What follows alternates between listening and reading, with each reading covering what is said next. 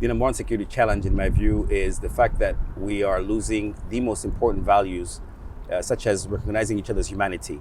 And we are seeing the normalization of intolerance. We are seeing people making choices of hard power versus soft power, and a divided global world, basically, whereby dialogue has become secondary to the way of resolving conflict. So that is, in my view, the number one challenge, because the reality is that wherever you look, we are having conflicts. On the African continent, we have so many of them that we're trying to resolve. But I think that where there is human beings, there's always a way of finding an answer to some of these problems. What I would like to see happening is basically going back to the values that underpin the Charter of the United Nations, the Charter of the African Union, tolerance, and then push back against hate speech, disinformation, and misinformation. And I would also like to see a world where there is equity, there is transparency, there is accountability, and whereby the Global South is much more represented.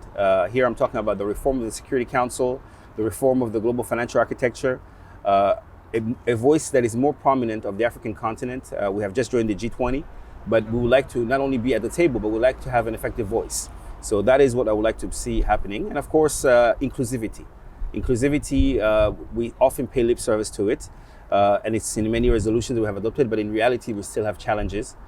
Here I'm thinking about the role of women, to increase it, but also listening a bit more to the youth, which is a big chunk of our population, and making sure that they contribute to the solution as well.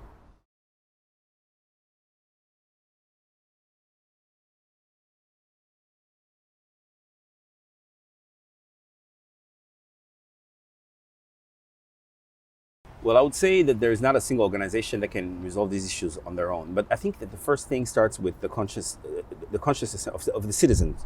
Our organization, particularly the multilateral ones, we are only as good as our member states want us to be. So I think that everything starts with the choices that the citizens make when they're electing their leaders. When you elect a leader who's a far-right leader who has extreme views, chances are you will have a government that will go in that direction. But when you make the choice of leaders who promote tolerance and inclusivity, accountability, transparency, then you have that as well. But I would also like to encourage actually a lot of young people who are progressive in their views to throw their hat in the ring and to run for office. The reality is that if you don't run for office and don't participate, someone else will do it for you, and you may regret the choices that they make. Thank you for hosting us in Sweden. I really enjoy my time here, and so impressed by the people of Sweden, their kindness and their warmth. Thank you so much.